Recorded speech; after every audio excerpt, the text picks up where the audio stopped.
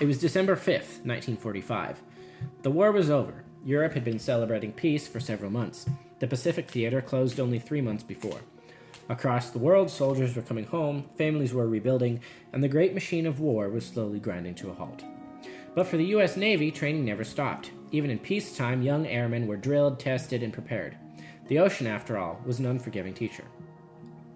That afternoon, at 14:10 hours, the quiet routine of the Naval Air Station Fort Lauderdale broke into a roar as 5 TBM Avenger bombers rumbled across the tarmac. The Avenger wasn't a sleek fighter, it was a heavy, rugged machine, a beast designed for the long haul. It had carried torpedoes over the Pacific, hunted submarines in the Atlantic, and soaked up the flak that would have shredded lesser planes. Climbing into the cockpit was Lieutenant Charles Carroll Taylor. He was no rookie. Taylor had logged more than 2,500 hours in the sky and had flown a full combat tour in the Pacific. He knew the Avenger intimately, its quirks, its limits, and its strengths. With him were some 13 airmen, some seasoned, others still fresh-faced trainees. Together they would fly as one, Flight 19. The weather in the area to be covered by the training flight appeared to be fairly standard. Save for a few scattered showers, visibility and wind speeds were considered to be normal for a training exercise of this nature. The beginning of this exercise was just that, normal. Their mission was simple, or so it seemed. The Navy called it Navigation Problem Number 1. Their plan? Depart from Fort Lauderdale, Florida, fly 56 miles east to Hen and Chicken Shoals, and drop their bombs. Continue another 67 miles east, turn north for 73 miles, and swing southwest for 120 miles, which would bring them back to base. A neat triangle over the Atlantic. Routine exercise. At 14:30, the Avengers screamed over Hen and Chicken Shoals. Bombs stumbled into the turf on schedule, plumes of spray exploding against the coral. Crews worked with precision. By 1500, the last bomb was released. The airmen, some no doubt satisfied with their runs, tore toward the second leg of their course. And then, things began to unravel.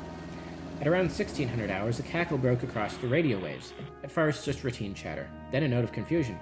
A student pilot asked his crew for a compass reading. The answer came back uncertain. "I don't know where we are. We must have gotten lost after that last turn." The controllers on shore listened. Something wasn't right. Then came Lieutenant Taylor's voice. Tense, strained, though still steady. "Both my compasses are out, and I'm trying to find Fort Lauderdale, Florida. I'm over land, but it's broken. I'm sure I'm in the Keys, but I don't know how far down, and I don't know how to get to Fort Lauderdale." These words sent a chill through the operators. For context, this flight was only supposed to be flying on the eastern side of the Floridian Peninsula in the Atlantic Ocean. Taylor's now saying he's in the Keys, a small chain of islands off the southwest tip of Florida. This is hundreds of miles away from where he was supposed to be, and not where he was not 40 minutes before. There's no way a plane of that size, with its speed and capacity, could have traveled that distance. Despite this completely wrong assertion, and a decision that the other pilots did not protest, Taylor was certain he was over the Keys in the Gulf of America and needed to turn west to get back to Miami. But he didn't. He and his pilots continued to fly east, deeper and deeper into the Atlantic, confident that they must be right. We know this for certain because not much later into the flight, a radio triangulation put them extremely far north and slightly to the east, far off the intended course. The clock kept ticking. Had Taylor been where he was so certain he was, they would have reached land in about 20 minutes, and he knew that. None of the other pilots said anything when those 20 minutes came and went. At Fort Lauderdale, the controllers scrambled. They urged Taylor to switch to the emergency frequency. They implored him to turn on his YG transmitter, which would allow them to triangulate his position. For reasons no one has ever fully explained, these orders were never carried out. They only got this cryptic response: "I cannot change frequencies. I must keep my planes intact." These words are still haunting to this day. They continued to urge him to switch frequencies, but to no avail. A passing freighter boat even picked them up and asked them to identify themselves, but Taylor made no response. As the flight pressed on, the weather began to sour. The sun dipped lower, painting the waves in gray shadows. Rain streaked against the glass, clouds thickened overhead, and the Atlantic swelled into whitecaps. The minutes ticked by. Frustration grew in the voices on the radio. One airman, whose name was unknown, broke over the static. "Damn it, if we could just fly west, we could get home. Head west, damn it." Eventually, whether because of pressure or because he was completely out of options, Taylor okayed this course change and set his planes to fly due west. But at this point, it was too late. The fuel reserves were low, and they were hundreds of miles out into the Atlantic. They were going to go down into the ocean, and the only clue the Navy had was the radio triangulation from some time ago. At Fort Lauderdale, controllers scrambled. They urged Taylor to switch to the emergency frequency. They implored him to turn on his YG transmitter, which would allow them to triangulate his position. The last reliable triangulations put the Avengers north of the Bahamas, far from Florida's coast. But that knowledge never reached Taylor. At 18:20 hours, one final transmission cut through the storm. All planes close up tight. We'll have to ditch unless landfall. When the first plane drops below 10 gallons, we all go down together. And then, silence. 14 men, 5 aircraft, gone. But the night wasn't finished. Knowing the Avengers would be running dry by 2,000 hours, the Navy launched a search before the final transmission even came through. Merchant ships in the area were alerted, and 2 massive PBM Mariner flying boats were diverted from their own training flights. These were huge rescue aircraft capable of long searches over open water. Their crews called them flying gas tanks. The name wasn't a joke. The PBMs were notorious for fuel leaks and explosions. At 19:27 hours, one Mariner, PBM-5, Bureau number 59225, lifted off from NAS Banana River with 13 rescue men aboard. They radioed in, routine and calm, only minutes later. Everything normal, and then nothing. 20 minutes into its flight, the Mariner vanished. No more transmissions, and no trace on radar. That same night, a merchant ship off Fort Lauderdale reported seeing a burst of flame on the horizon, followed by a heavy oil slick drifting in the waves. It was almost certainly the Mariner, gone in a fireball, all its 13 crew lost in an instant. Daybreak revealed the full scope of the disaster. What began as a routine training mission had now become a crisis. 6 aircraft and 27 men missing. The Navy launched a massive search. Ships and planes scoured the Atlantic, flying grid patterns over 300,000 square miles of ocean. For 5 days they searched. Nothing. Not a wing, not a scrap of metal, not a body. The official explanation was simple, if tragic. Lieutenant Taylor's compasses failed. Believing he was over the Keys, he turned his squadron east, out into sea instead of west to Florida. With fuel dwindling, the Avengers ditched in rough seas and were swallowed by the Atlantic. The PBM, meanwhile, likely exploded in midair as so many of its kind had before. But the lack of wreckage, eerie radio transmissions, and the timing of a second disappearance that night gave rise to something bigger. Theories blossomed. Aliens, secret military experiments, and time warps. Writers and storytellers pointed to a name that had long since become legend, the Bermuda Triangle. In books, in films, and popular imagination, Flight 19 became a mystery that defined the triangle. And yet, beyond the myths, one truth has never changed. Not a single trace of them has ever been found. 26 men, 7 aircraft, swallowed whole by the sea. All that remains are their voices on the radio, fading into static on a cold December night.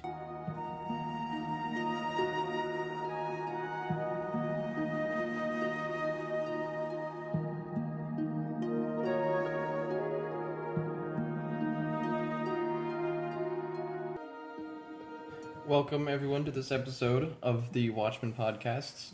I am joined with Ben and Zach, as always, and Jordan Hagelin as well. He's with us on this episode. This second part of the Bermuda Triangle. Bonjour, bienvenue dans les Watchmen Podcast. Good Gesundheit. Anyway, back to speaking English like we do around here, because we're in the good old bald eagle. Cue the gunfire and bald eagle noises. Alright, so last week we started with the Ellen Austin and the Mary Celeste, and we moved on to the Cyclops and the El Faro, kind of focusing on the naval disappearances. Today we're going to cover some of the air disappearances related to the triangle. So we started off with Flight 19. We see their compasses are off, which led to confusion. A whole bunch of different theories. I think Mythbusters did an episode. That says Mythbusters. You know what? It didn't correct. It doesn't. Why does it not underline it in red? It does. Not on mine. Not on mine. Mythbusters. Google Docs is superior. Yeah, it looks like I have Google Docs. Oh. That's what I'm using. I have no idea. The Chrome device is the only one that picked it. Anyway, so I think Mythbusters did an episode where they went up in a plane and then shut the compass off just to see how long it would take them to get crazy lost. And I think that's basically they're their compasses went whack. Mm-hmm. But why? Yeah, but why? And how did all of the compasses on all of the planes go whack? Because if just the one was out, he would be like... The little horseshoe magnet, dude. yeah. You should have seen the look on your face. Dang it, Jeremy, not again. Yeah. And there's also no explanation to why Taylor, who was not an inexperienced airman, was so confused as to where they were, right? Because they were flying like, if you picture the stand of Florida, they were on this side, but he thought they were on that side. And he's like, oh, we just need to go like that way. But that way actually put them farther out into the ocean. It's not like a hard thing to see. Like, Right. is there land or no land? Yeah. And there's no real explanation that we've come up with to why he thought they were in the Keys. And none of his men objected. Yeah. Like, you would think if they're like, if he's like, oh yeah, we're over land, and they're like, no, we're not, buddy. Like, they would say something, and obviously there's something to be said for like not wanting to contradict a higher up officer. But when they are objectively false, and especially with that many men. with that many people, somebody's bound to speak up. Yeah.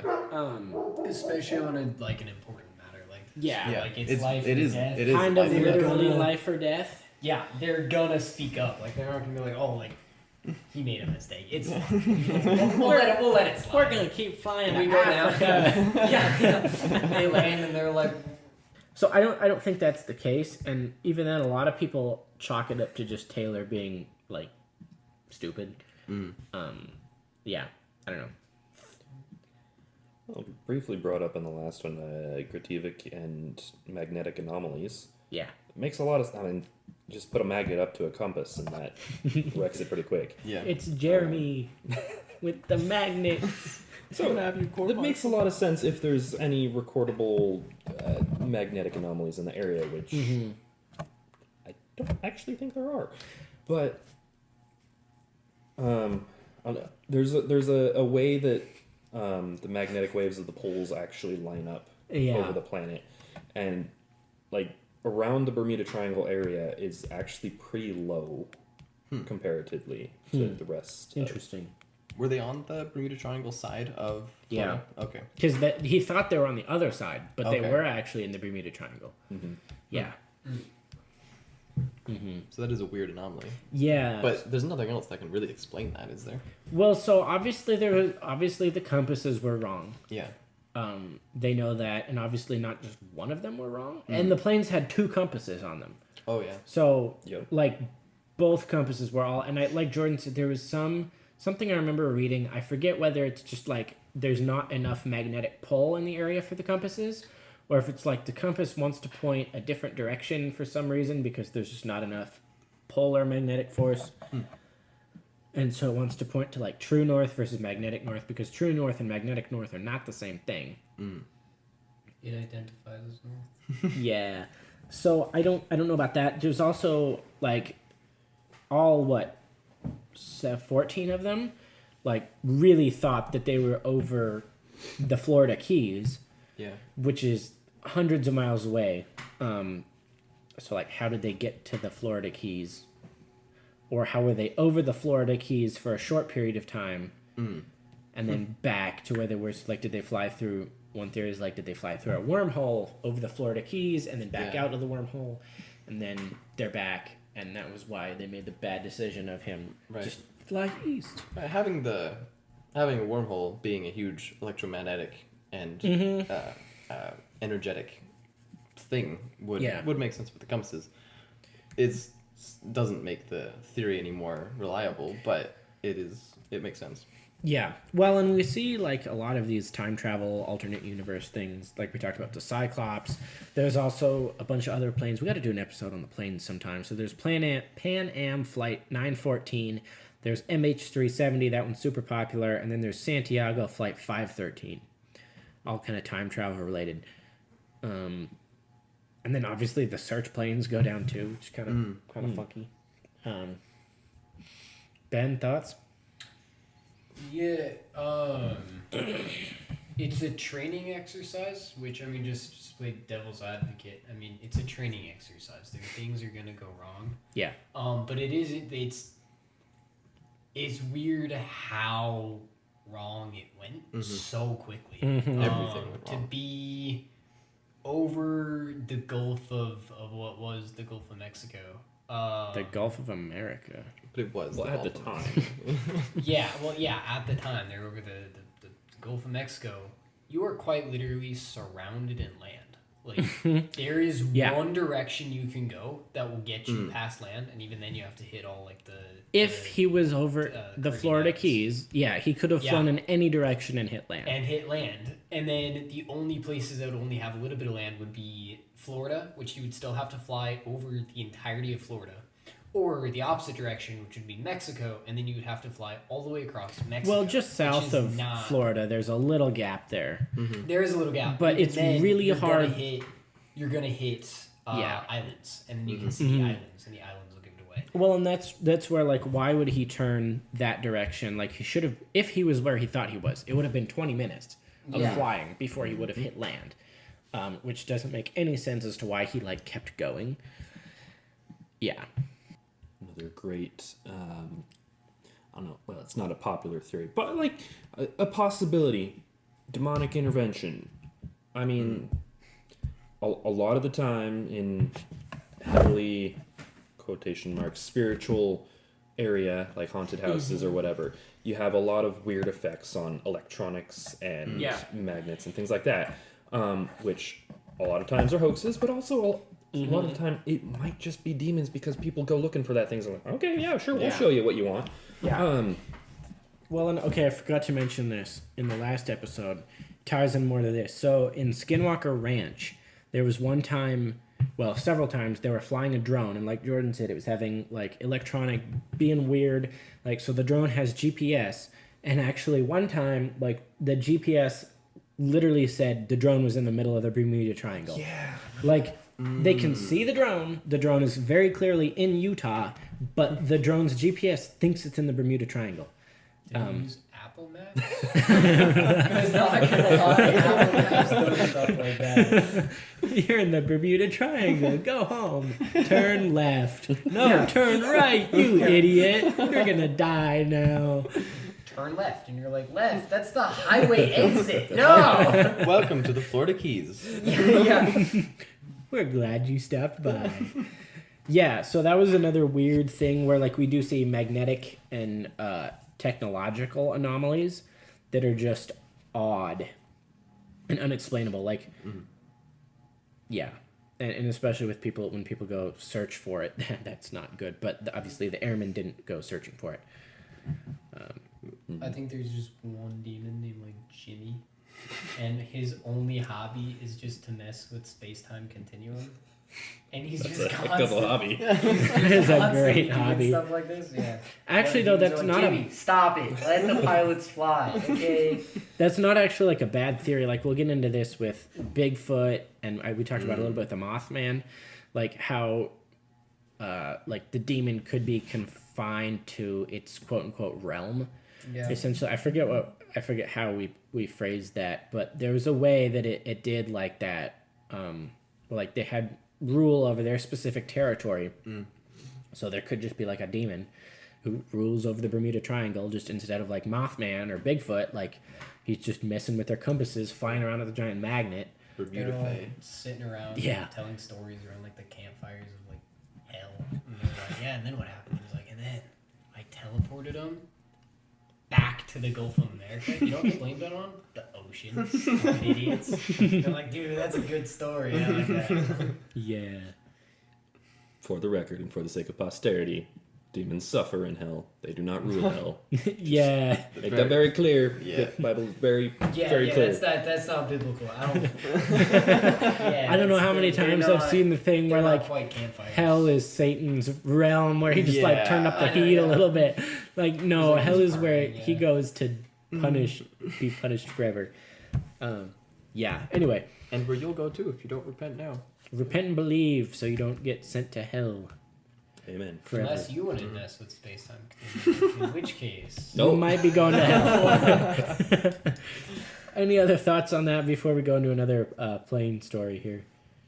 I don't think so. British South American Airlines, BSSA, was an airline created for former World War II pilots in an effort to provide service on the previously untapped South American trade and passenger routes.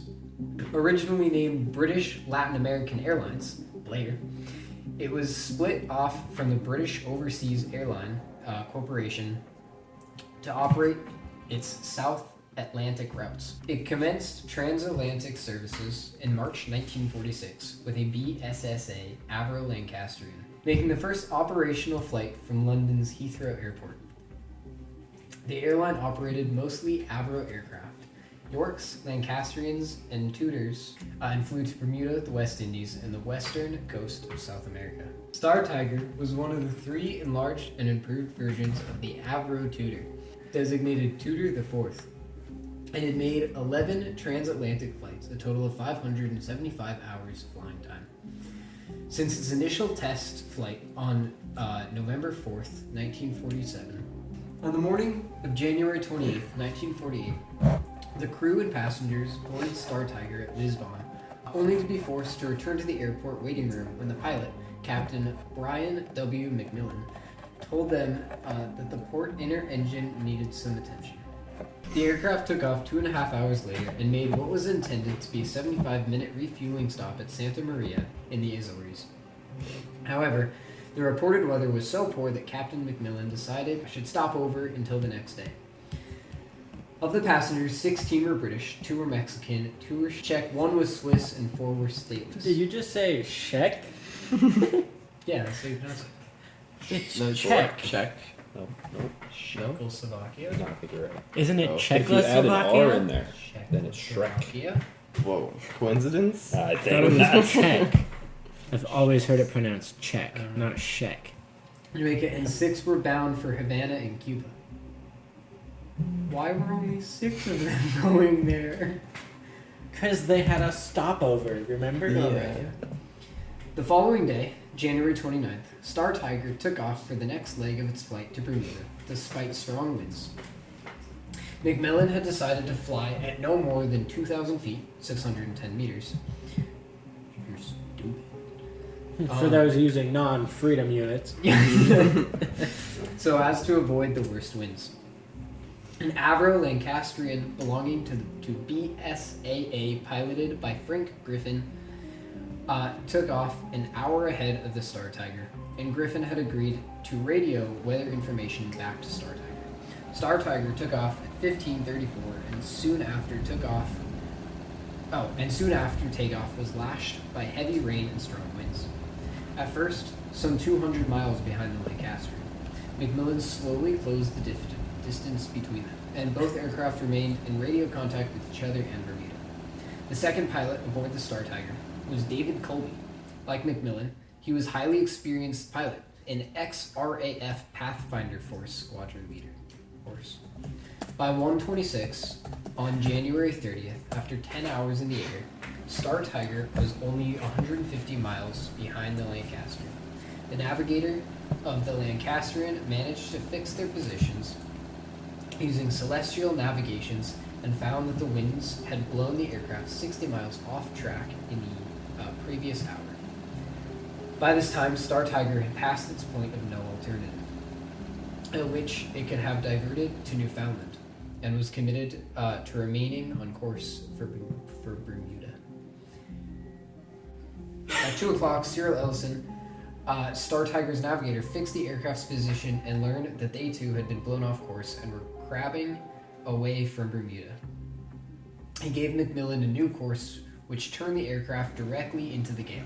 However, McMillan still expected to reach Bermuda with at least an hour's worth of fuel remaining upon landing.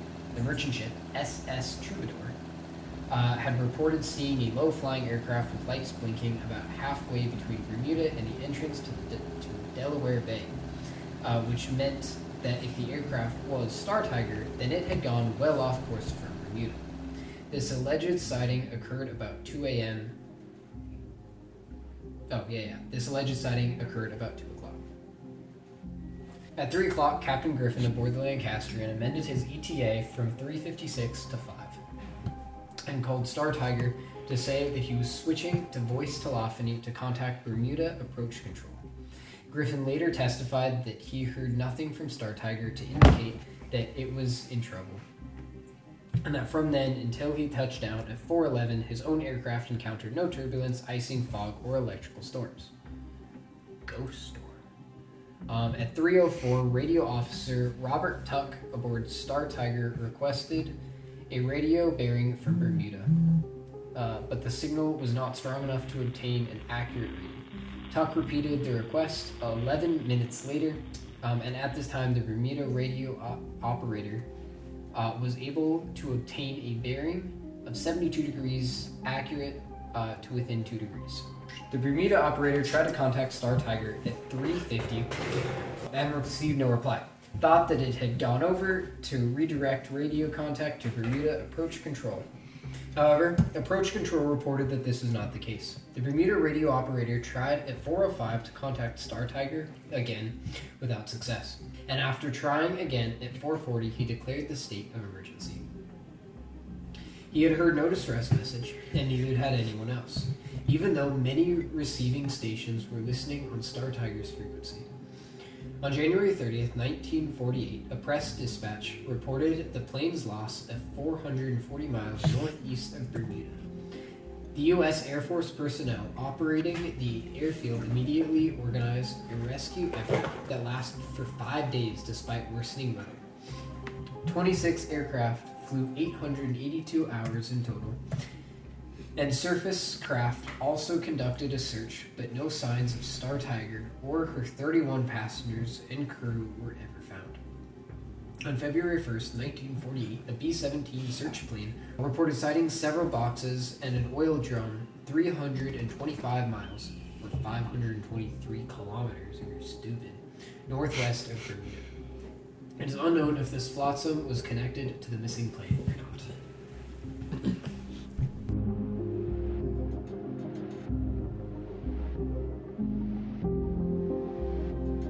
Similarly, with the Star Ariel almost a year later, the Star Ariel was another one of 3 enlarged and improved versions of the Avro Tudor, designated Mark IV.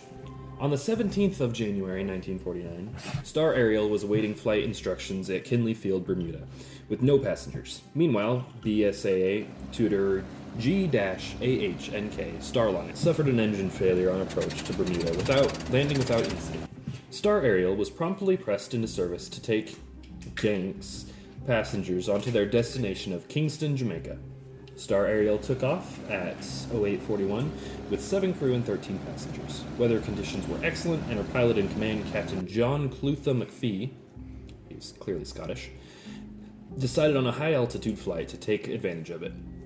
About an hour into that flight, McPhee contacted Kingston by radio. I departed from Kingsley Field at 8:41 a.m. hours. My ETA to Kingston, 2:10 p.m. hours. I'm flying in good visibility at 18,000 feet. I flew over 150 miles of South Kinley Field at 9:32 hours. My ETA at 30 degrees north is 9:37 hours. Will you accept control? And then, at 9:42, I was over 30 degrees north at 9:37. I'm changing frequency to MRX. And that was the last anyone ever heard from the Star Ariel. The search began with another Tudor, the Star Panther. She was tasked with flying the Star Ariel's route, bisecting it, and then following it back to Bermuda.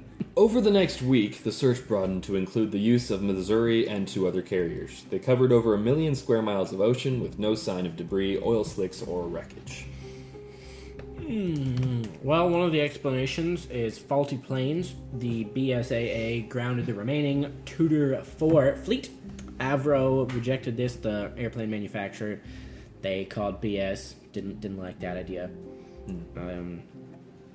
Another option is radio failure, because the crew would have had to locate a very small group of islands, if you think about it, compared to the Atlantic Ocean, measuring 22 miles and equipped with powerful lights. They should have been able to make it with the fuel, but there was no evidence for radio failure. The plane had enough fuel for 3.5 hours of flying time from the point where they the last contact with him, so we should have easily been able to do that. So because they were flying into the gale, the fuel consumption would have been higher, but they had an hour's worth of reserve, so it shouldn't have been that big of an issue. Another option is engine failure, but that's, again, kind of bogus because it could have easily reached Bermuda with 2 engines. It was a 4-engine plane. Another possible cause being their low cruising altitude because they were about 2,000 feet. The problem was that every report said 20,000 feet instead of 2,000 feet, which is probably just a mistake, but if they did actually forget that they were at 2,000 feet and try to descend like you do, they could have just right into the ocean. Yeah. And it being dark and stormy, they wouldn't have known anything until boom, they're gone. That also really doesn't explain the lack of wreckage. We'll talk about currents later. I think that's on my list of stuff, possible explanations. But So how do you forget that you're at 2,000 feet? well, it's nighttime, and they're over the ocean. Yeah. They can't see. But they have altimeters. The altimeters will tell you. Altimeters. Altimeters. The altimeters. Yeah. Lovely to meet you. Now have you met the altimeters? Another two-door doing the same route had landed 2 months before with just 120 gallons of fuel left on board. Sounds like a decent amount, but the engines burn a lot of fuel, I guess. They also had reported to have radio problems in this time period. The ground had problems with their radios when the Star Ariel was in the air, and the switch to the MRX frequency was considered early because he was still close to Bermuda. And because he switched over frequencies, they might not have heard the distress signal because he changed to a different frequency. None of these, however, are actually confirmed. We don't actually know anything about either of these planes. No wreckage, no sign of debris, no nothing. And they never really found anything conclusive. The reports admit that there was a want of care and lack of attention to detail in both planes' logs, both the Tiger and the Ariel. So we don't really know. Oh yeah, look at that right there. In Skinwalker Ranch episode of the Bermuda Triangle episode, they talked about how the camera crew in Skinwalker Ranch was flying a drone around and its coordinates were getting all mixed up. One of the coordinates of the drone said it was located in the Bermuda Triangle.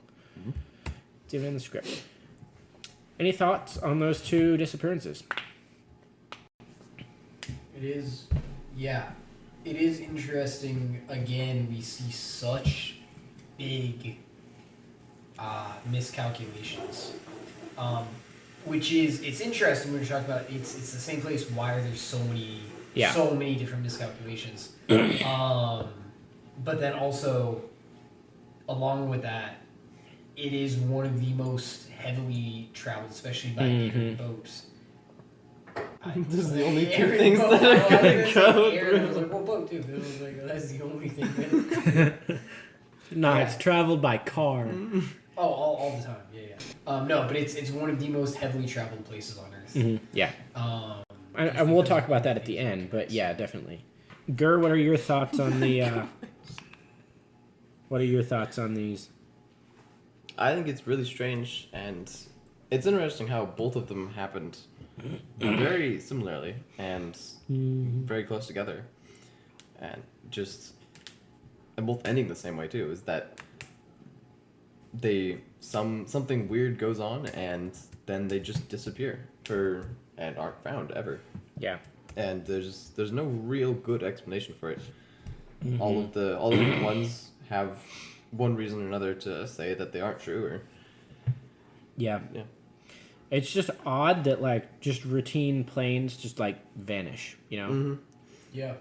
Not very And usual. nobody hears distress signals. Yeah, that's a big theme with both the ships and the planes is that there's never any distress They signals. just disappear. Yeah. They go from one place and then they get confused and then they're just gone. That's it. Yeah.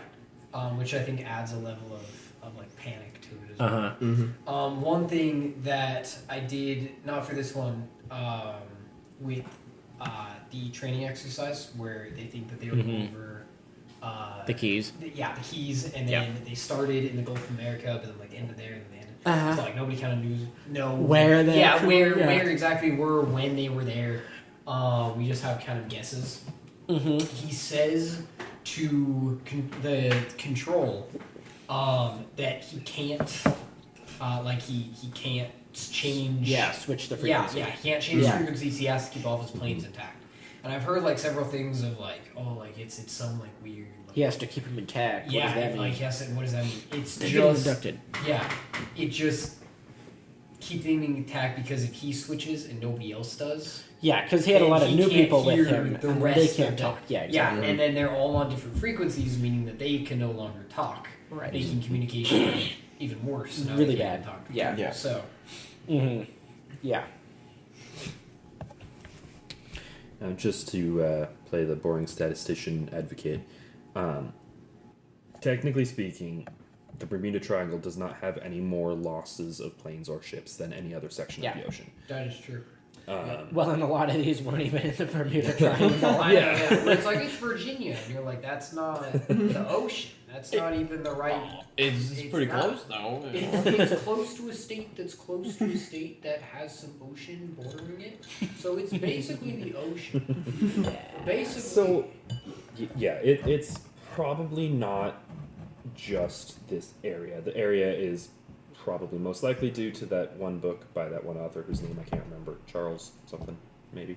Yeah, well, Whatever it was. yeah. Yeah. We mentioned, if you listen to the last episode, we mentioned it there. If you haven't heard that, go back and listen to it. Definitely. But that's not to say weird things at sea don't happen, because clearly they do.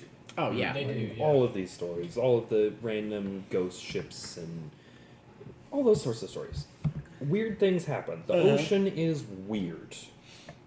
Well, and we know so little about the ocean. Like, Yeah. we think with all our modern technology, we have mapped like 11% of the ocean or some stupid small number like that. We know more about space than we do the ocean. Yeah. Literally, yeah. Maybe we should stop with space and focus on the ocean for a little while because that would be a lot more Better. interesting. Sure. Because we know that there are creatures in the ocean that we haven't discovered yet. Mhm. Yeah.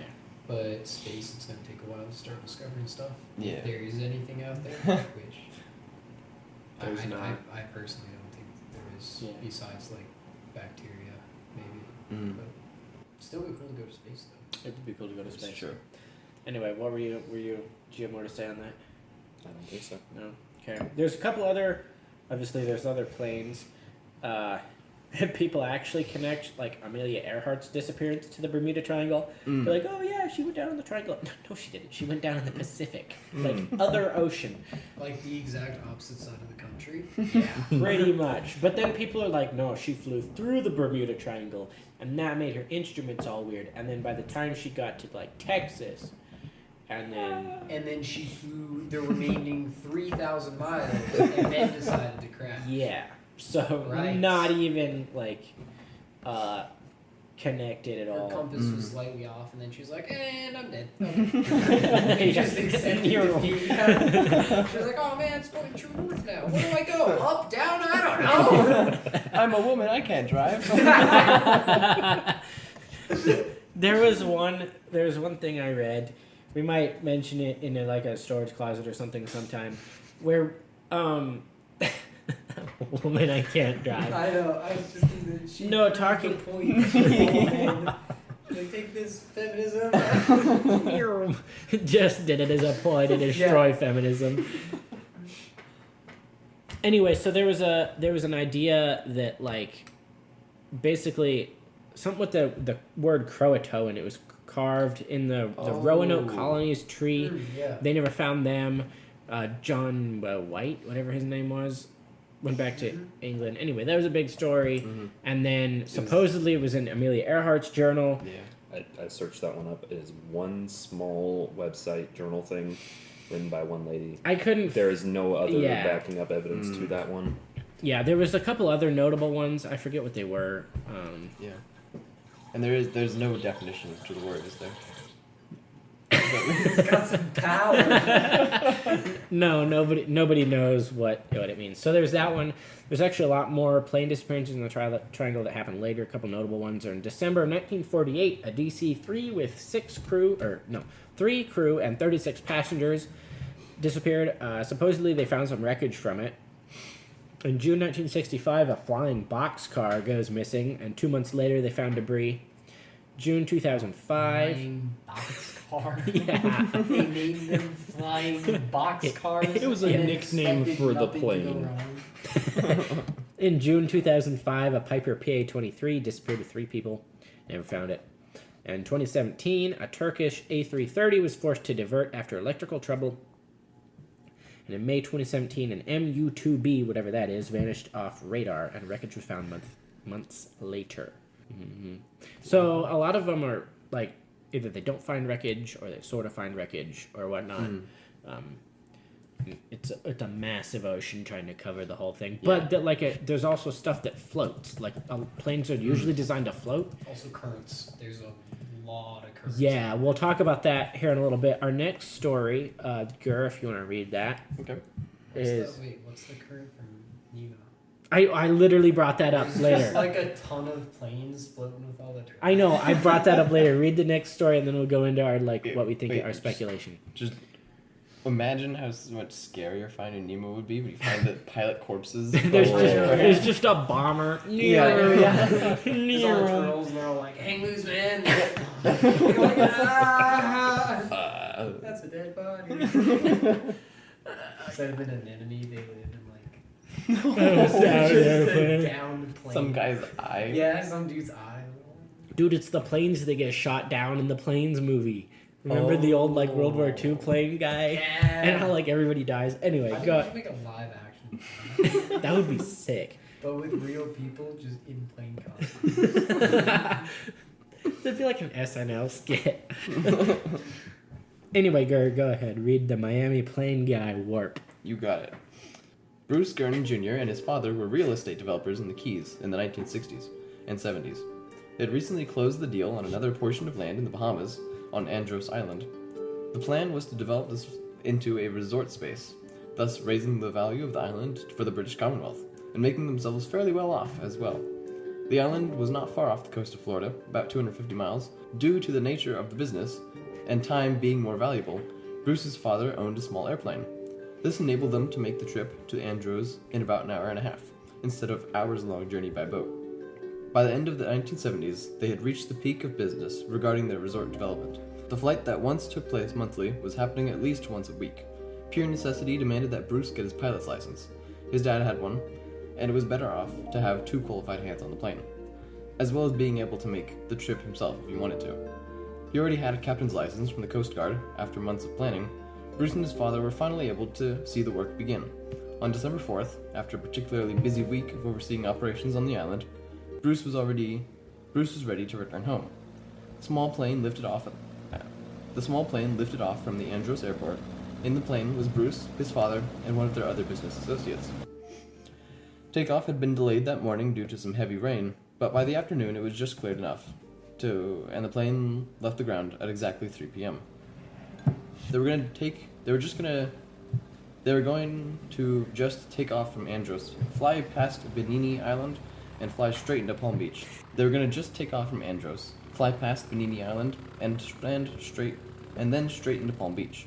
They took off, and the sky looked all clear, except for one cloud right in front of them. Between him and Bimini Island, there was a small cloud very low to the surface. It didn't look bad. It was smooth and almost spherical, like a lenticular cloud that usually stays up high.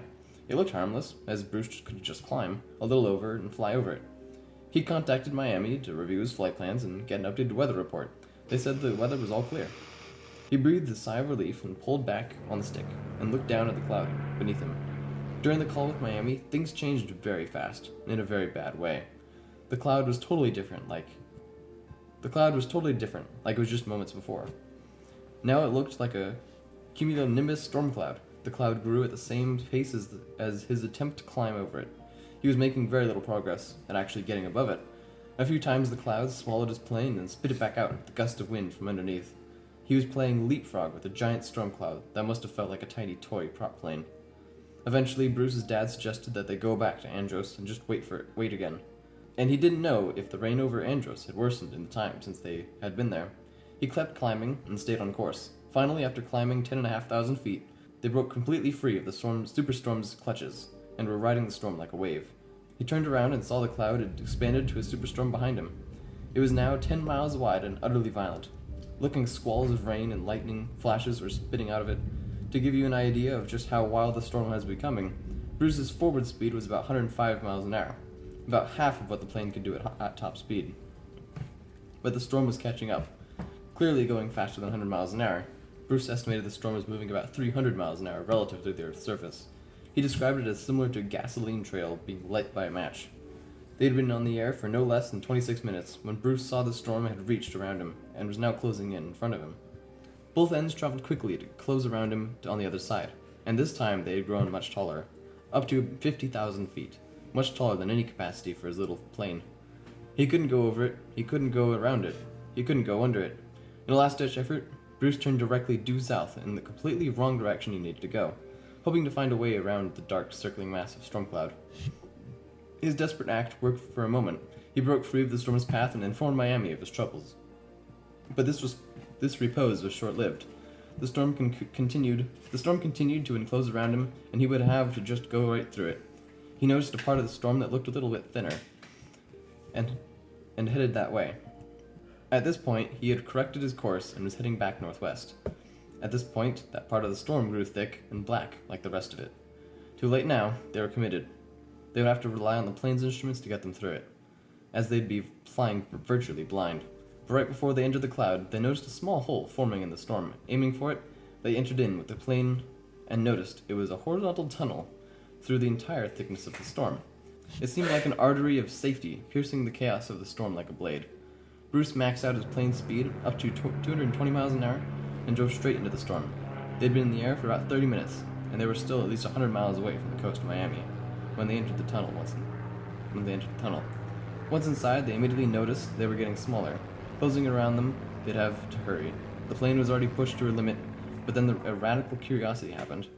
These strange, very thin lines of cloud formed inside the tunnel that looked almost like a rifling of a gun. None of these men had seen anything like this before. Due to the length of the storm, Bruce knew it should take him about 3 minutes to reach the other side of it. But lo and behold, 20 seconds passed, and they were spit out on the other side. He looked back and saw that the tunnel had collapsed as they had left it in the area and it was now spinning counterclockwise. For about 10 seconds, he had a sensation of floating in zero gravity, while hydroplaning across a glassy pond at the same time. The blue sky they had just entered disappeared and was replaced with a thick, yellowish-gray haze that completely shrouded visibility. On top of this, none of the instruments were working. The compass was spinning freely, and none of the electronic instruments were working properly. His dad began to get visibly and audibly upset. The radio was working, so Bruce contacted Miami and said he wasn't really sure where they were, and they should be about 90 miles off the east coast. But they weren't, and Miami didn't see a plane anywhere near there, or a plane anywhere between Andros and the coast. Confused and afraid, they sat in silence for about 3 minutes. Little slits started to form in the electronic fog that surrounded them. The slits grew and grew until they could see clearly around them. The whole ordeal was over, and they cautiously breathed relief. The main controller came on and was screaming at them. "You're right on top of the Miami beach! You're right on top of us!" Bruce looked down, stunned. There was the beach. He looked at his watch. The dial read 3:48. In a time of 47 minutes, Bruce, his dad, and their partner had traveled 250 miles. They had been taken 90 minutes. That should have taken 90 minutes. It took half that instead. Bruce entered the tunnel 100 miles from Miami. The controller confirmed that. He exited the tunnel 10 miles from Miami, after flying for a mere 3 minutes and 20 seconds. That required a speed of over 2,000 miles an hour. The wind speeds were not even tropical storm levels. The beach's top speed were barely a tenth of that.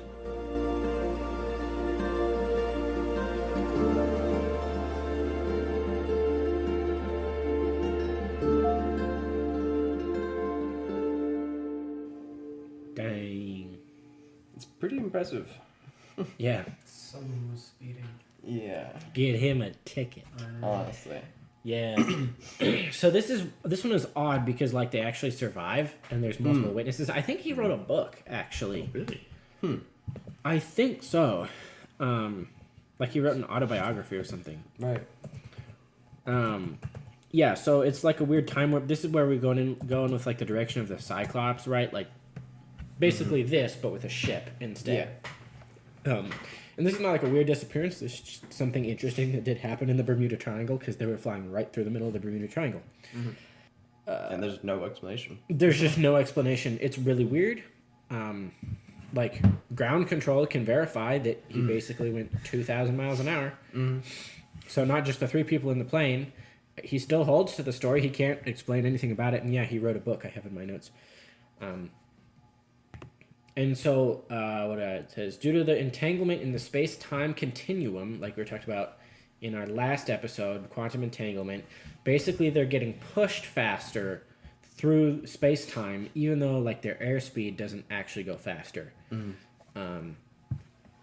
And the strange confluence of the physical energy storms, like we mentioned, can cause the energy weirdness because basically electronic fog is like the air being polarized. You know, like if a cloud is polarized and another cloud is the opposite, you get lightning to go between them. But they're basically teleporting at this time. Right. But like the air can't just do lightning because like the whole air is charged. Is lightning, yeah. And so it has to like alter the structure, and it can just be like it has enough power to open an Einstein-Rosen bridge or alter the structure of the universe for a little bit. Anyway, any other thoughts on that story before we move into our possible explanations? I love this story. Yeah. Partially because, like, it's well detailed. It was in like the 1970s, so yeah, relatively recent. And it's like pretty easily explainable with science. Mm-hmm. Nearly impossible to do on purpose. Yeah. But we have the science to explain it. It's not just like, it disappeared and we don't really know. It's like, yeah, this is probably how this happened. We just don't know how we got from step A to step B, but Right. Yeah.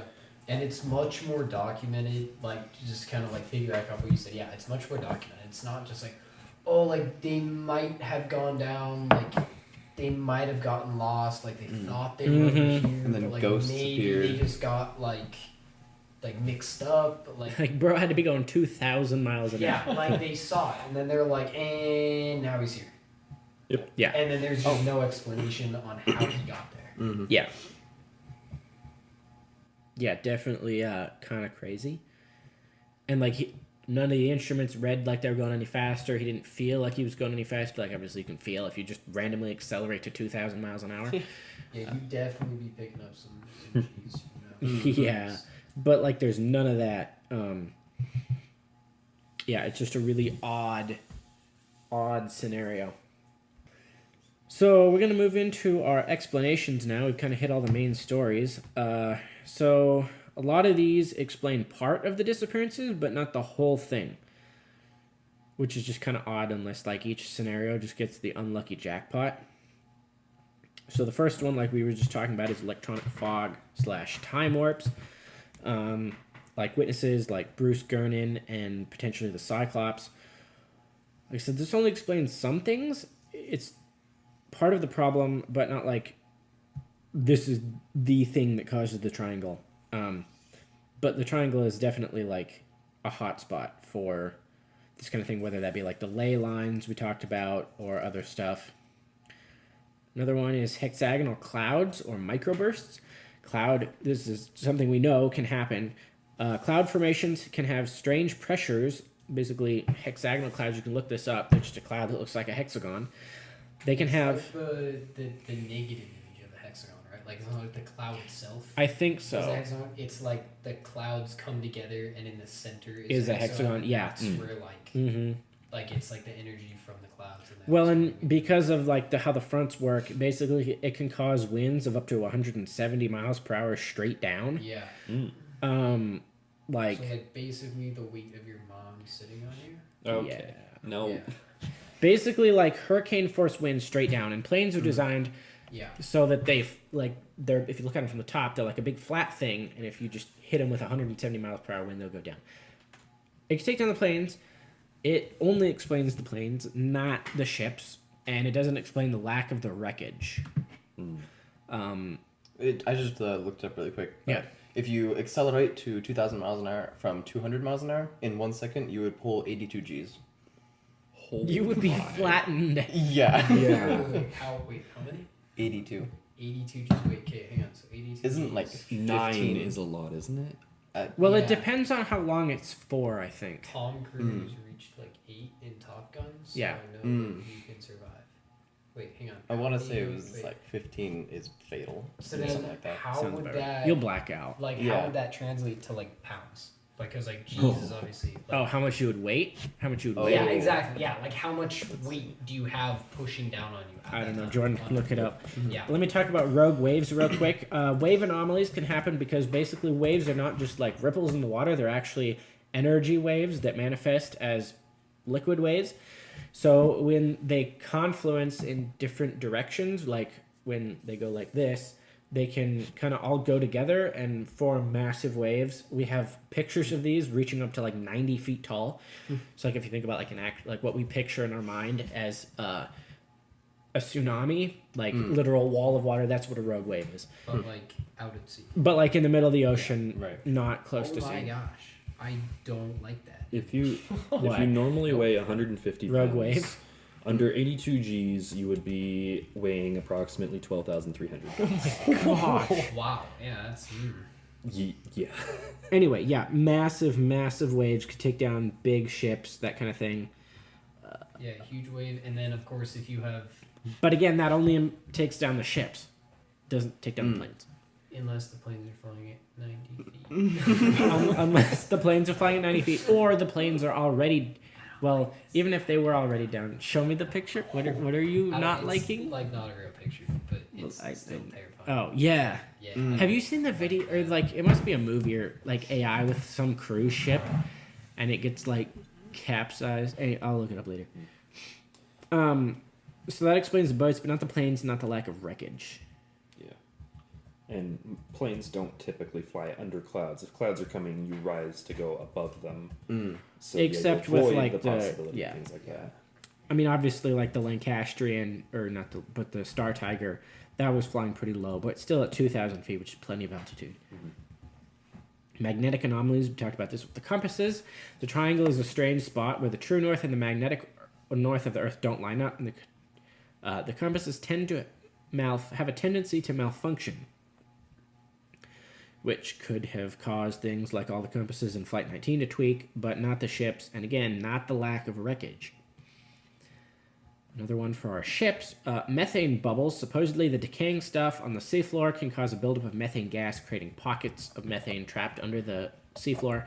And when built up to large quantities and released simultaneously, the idea is it could create a lack of buoyancy for a ship. Ships are designed to float in water. They can't float in air. So if you have like a ship floating and then build bubbles under it, the ship just goes poof, and disappears instantly, which would explain the no distress signal, because it Right. just happens instantly. But also the amount of methane you would have to take out like a 700-foot ship is kind of an insane amount of methane. Well, for a ship anyway, for a plane that wouldn't explain it. Like the no distress signals for planes. Well, yeah, because the planes weren't on the sea, or Yeah. weren't on the They were. Right. They were. This is extreme what I was talking about, like how we see it Like- explains part, but not all. Yeah. And it can explain the lack of wreckage, as it just gets sucked to the seafloor. Like I said, doesn't explain the plane unless somehow the plane was already on the ocean, which could make sense if they run out of gas, but that's just weird. The Gulf Stream current, which is a current that sweeps through the area, could take care of the wreckage, but that only explains the wreckage if like the planes are on the planes ran out of gas and landed on the water, or the ship sunk or something. Yeah. Like Ben said earlier, Finding Nemo type current. Like Yeah. you're just cruising, and then there's just like planes and bodies and chairs, It's limbs. just turns out one plane went down, just like freak accident, and then it's the same plane that comes around and just hits the bottom of the ship and sinks more. And then once one sinks, then there's like a bunch of debris. Yeah. Oh. And so then other ships go past. There's like. It's like a minefield. Yeah, it's just like getting hit by a truck. It just Yeah. takes a piece out, and the rest of it sinks. Another explanation I've seen is the highway to hell. I know nothing about that. I literally just saw that on a list of possible explanations. That's a song? That's a song. Yeah. Yeah. Unless it's Low-key. like what do you call it? Thin area. Shale type theory. Oh, that's true. Well, it could also be like we see with like Skinwalker Ranch, like Bell's Hole, though. Oh, entrance we to need to hell. go there. We need to go there need to next go there, spring. yeah. Next spring, yeah. Spring we'll go there. Yeah. Like what I'm saying, what I was like with Skinwalker Ranch, where like the earth is quote unquote thin. is the best way I can explain it. Basically, like where the spiritual and the earthly realms are somehow like closer, the barrier between them is not as extreme. Another explanation: the government's AUTEC base, the Atlantic Undersea Test and Evaluation Center. You know what that sounds a lot like, Ben? Mel's hole. No, autism. Oh, autism.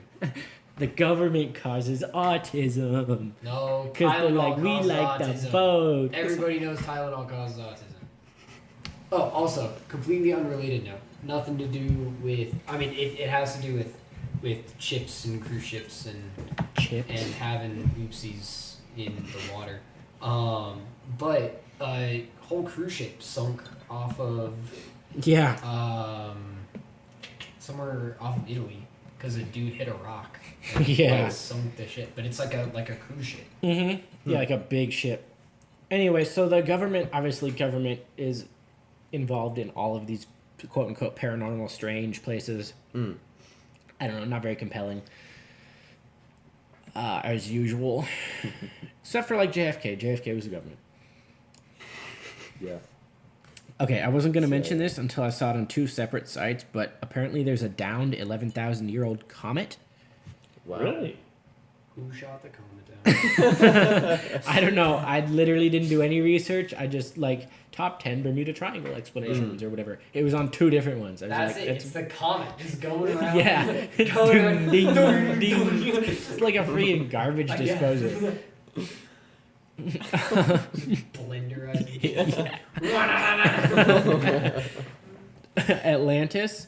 I like the idea, but Atlantis is in the Sahara. So yeah, but we all know that Atlantis is the Rickott structure in Africa, so it can't be that. Right. We'll do an episode on that The later. comet hit the Titanic. Got a first. This is my life. We're gonna do this more. Alternate universe reality. This is unproven. No, this could explain why we never find the dang wreckage. Also explains why, like with the portals, why Taylor swore he was over the Keys when he wasn't actually over the Keys. The idea is that they fly through the portals, which could be caused by electronic fog.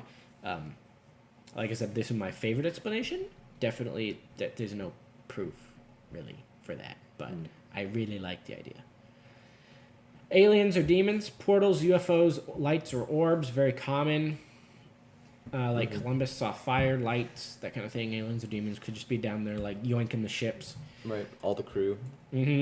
Misinformation, like Jordan was saying, it could just be a normal number of accidents.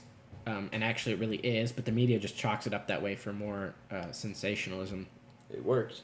It did work, yeah. Human error could just be the people's fault. Taylor should have known where to go, and the captain of the El Faro shouldn't have sailed into a freaking hurricane. What do you think is going to happen? Yeah. Oh, but no, it's a big boat. It's going to be fine. It's going to be huge. Yeah. It's going to go down. It's going to be really bad. Going to make a deal, and we're going to fix it. We're going to be dead. The final explanation is nothing. It could just be as safe as everywhere else. And honestly, this is kind of true because... there's other stuff going on here for sure, but it has the lowest accident rate, like per amount of traffic that passes through. Like literally every cruise ship goes through here, like to Florida or Bahamas or Bermuda, Barbados. Yeah. So the accident rate obviously is higher per like size than the other parts of the ocean, but not per amount of ship. Like it's actually the safest. It has like a 2% accident rate per ship that goes through there. And like we said, people try to tie any ocean disappearance to the Bermuda Triangle, even like that there are the ships like the Mary Celeste that are in the North Atlantic, which are nowhere near. And then they're just like, oh yeah, there's another Bermuda Triangle like in Japan or whatever. It's the Devil's Triangle. Yeah. That's a different thing. That's Yeah, I know. Yeah, that's on. I can't remember which one it is though. Yeah. In the book, The Bermuda Triangle Explained, it basically sums it up to being that the ships that vanished were just victims of the storms, not actually the ship like vanishing under weird circumstances. And he concluded that the majority of the triangle's reputation is based on sloppy reporting. Some of the ships that were claimed to be victims of the triangle were actually found outside the triangle. We do know that for sure. And it's one of the most popular shipping routes in the world. And yeah, we hear a lot about disappearances, but it's actually, from a wreckage statistic, it is the safest stretch of ocean. Really? Yeah. I didn't know that one. In an interview with Playboy magazine in 1991, Why Classic. the heck did Playboy? what were they doing with the Bermuda Triangle? In a 1991 interview with Playboy magazine, legendary astronomer and physicist Carl Sagan was asked to explain the Bermuda Triangle. And he said, statistically, it's a fallacy. Compared with other places in the world, as well traveled as that area of the Atlantic, do airplanes and ships go down more? The answer is no. Why is it always planes and ships that get lost? It's because they can sink in water. If we started losing trains, if we had a delay... Does that actually say that? Yes. He says, if we had a Duluth Triangle in which trains began disappearing, now that would be interesting. That's honestly a fair point. I know, right? We should build a railroad over the Bermuda Triangle just to see what Floating happens. railroad. The train sinks too. Dang it. The flying boxcar. The train just got lost in the Bermuda Triangle. We're like, how? What was it doing out there? All right, what are you guys' What's personal it opinions on doesn't this? go across the ocean. It just makes a loop around. Yeah, it comes back. What do you guys think of this? On the whole, the triangle, is it real? Not? The triangle is an area, I would say probably not, sadly. However, getting lost at sea in weird ways, absolutely 100%. There's no question about that. I do find the compass thing in the triangle's area to be a likely possibility. And maybe that would explain why we have less losses there in recent years with GPS and everything that doesn't rely so much on the same type of technology. Also, humans have just got more boring over the past 50 years or so. Yeah. That's true. Yeah, I think it's a good point where, yeah, stuff sinks in the ocean. If it was on land, it would be a totally different story. Yeah. Just where did it go? But The ocean's so big. it's so big, and there's so many little, quote unquote, little places Yeah, massive. on the bottom of it that something could get missed so easily. Yeah. It's still weird that we've scoured them so thoroughly and still haven't found anything. But We have not scoured them that thoroughly. We mapped 11%. Yeah. well, I know I think they've it was scoured eight the. last time It I might have been checked. less than that. I don't know. We've scoured the areas where they should have gone down, is what I mean, and yet we haven't found. Even with modern technology. Yeah, Yeah. with modern technology, we haven't found. We've found very little of the wreckages of these weird happenings with boats and planes. Boats. Yeah. About 25% of the ocean floor has been mapped with high-res technology. Oh, dang. But human exploration, like direct observation, only around 5%. Oh, okay. Interesting. Yeah, I mean, I definitely want to believe in it. I like the idea. The idea of like the time warps electronic fog is very compelling because like that is just something natural. I don't think there's anything supernatural going on here. Yeah. I think it's a confluence of natural things, and a lot of it is just bad media reporting. I think the Bermuda Triangle is the thing made up by the media, to be honest. Most of it, yeah. Most of As it, like far as obviously the- there is like electronic fog stuff Yeah. for real. Like the Bruce Gernon guy who survived, we know that was real. We know weird stuff happened with the compasses, and think potentially it's- something with the Cyclops. But It's a story that's been sensationalized. yeah, But is really just natural. definitely. Rare, but natural causes. Yeah. That just happen in this area. Yeah. Just like you get, hurricane season every year in like the Bahamas. Stuff Yeah. Like that, where it's nothing abnormal about it. It's something like It's just what happens there. It's just the temperature of the warm fronts and the cold fronts and then the mix, and it just so happens to mix every time. Yeah. Right around like Florida, There. and, like all the islands off of that. Just like we get, earthquakes in California Yeah. so much, where it's not supernatural. It's just that it just so happens to That's be where built the- across yeah. two massive plates that Yeah. like to move sometimes. Now, I would say there's nothing to say that spiritual forces don't mess with the mechanics of the world. Oh, yeah. Think of like Job sent a wind, knocked down the tent, killed all the kids. Well, they're probably adults, but still. Yeah. Things like that. So there's nothing to say there isn't some sort of spiritual something going on. Yeah. Especially if people are looking for it. Yeah. Oh, yeah, yeah, absolutely. But I wouldn't say it's like Skinwalker Ranch where it's focused on that particular point. Yeah. Who read It that last? starts with witchcraft. Yeah, You can always tell it's going to be a good story. I can read it. All right. On a chilly evening of December 22, 1967, Dan Burak decided to go for a ride around Miami to observe the Christmas lights. His vessel was a 23-foot cabin cruiser yacht named Witchcraft. Not by any means a big vessel, but a sturdy-built fiberglass yacht with a foam core. A boat more than ample for a quiet cruise around the beach. He invited his local minister, Father Patrick Hogan, and the two of them set sail around the harbor. After about an hour of sightseeing, enjoying the lights of the Miami skyline and the holiday festivals, he noticed the boat began behaving strangely. It seemed to be sluggish to respond to his controls. Shortly thereafter, with a scraping noise, the engine ground to a halt. This was unfortunate for the pair, but not disastrous.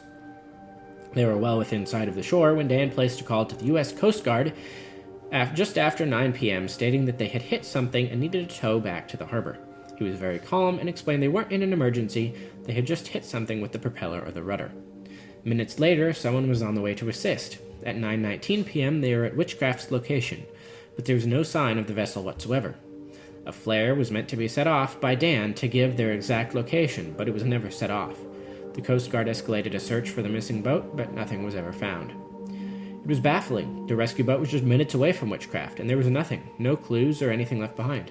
Moreover, they were inside of the shore at the location Dan called from. The boat, with a closed-cell foam floor, was meant to be practically unsinkable. Thus, whatever happened would have to be extremely swift and violent. This was extremely puzzling to authorities. How could a boat like that, with no apparent catastrophic damage, have gone missing so close to shore and so close to rescue, for only no trace to ever be found? We all know the sea can be a tough mistress to tame. Was this boat really more damaged than they realized? Was it just another boat being swallowed by the merciless waves of the Atlantic?